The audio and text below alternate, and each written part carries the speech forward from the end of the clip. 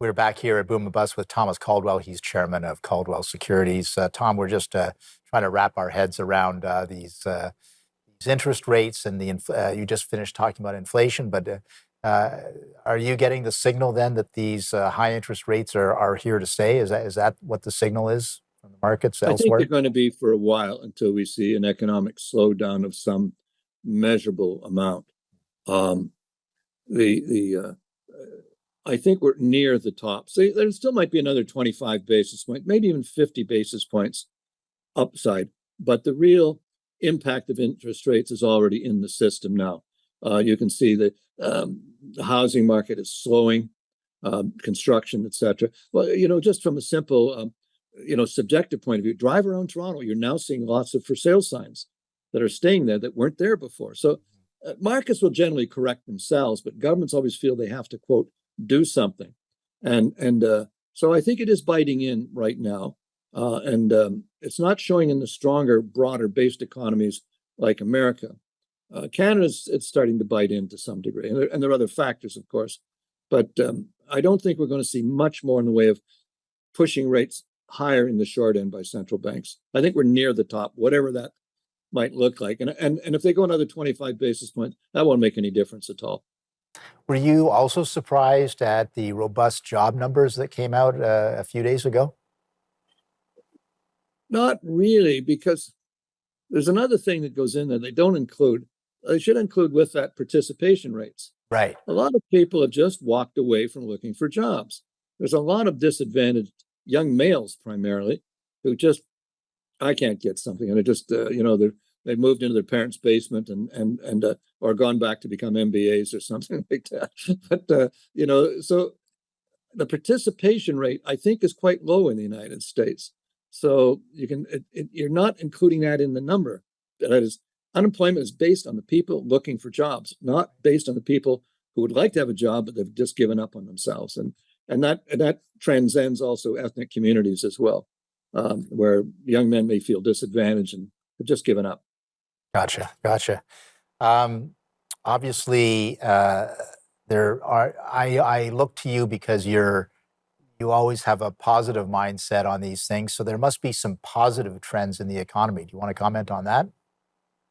Well, I think before you get to the economy, economics used to be called political economy because it is very much intertwined with macro policy in the parts of government.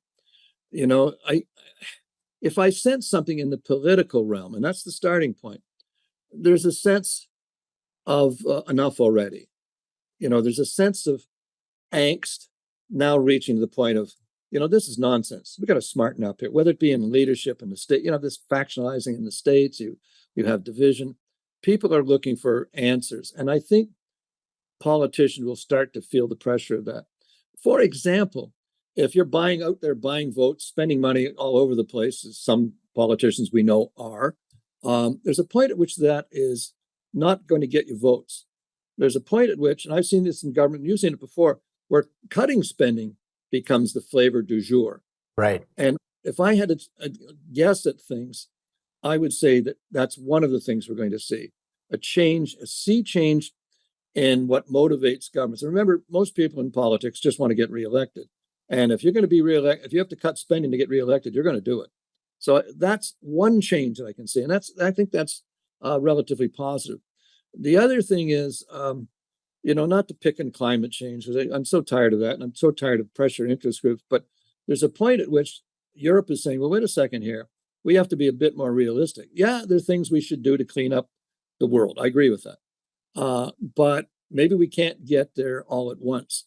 And that realization came in Europe when they realized, staying warm at a reasonable price makes sense. So what we're doing is we may come off the slavish enthusiasm or sense of panic about environment to going more apace, if you will, to keep an economy going. Because the economies that are growing couldn't care less about climate change.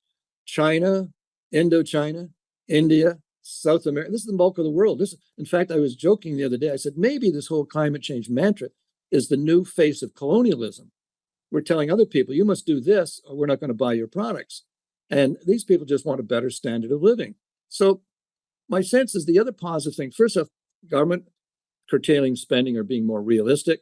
Second, getting off this shrill sense of emergency and crisis to a more balanced type of approach to the world. And it started in Europe, and I think you're going to see more of that. That too is a positive, because at the end of the day, yes, poverty, yes, housing, those are interesting. Sure. But the best way to counter that is with jobs, with a growing economy. Exactly. And I think that sense, that truism is slowly seeping through the cracks in government. So we're going to take positive. another brief break.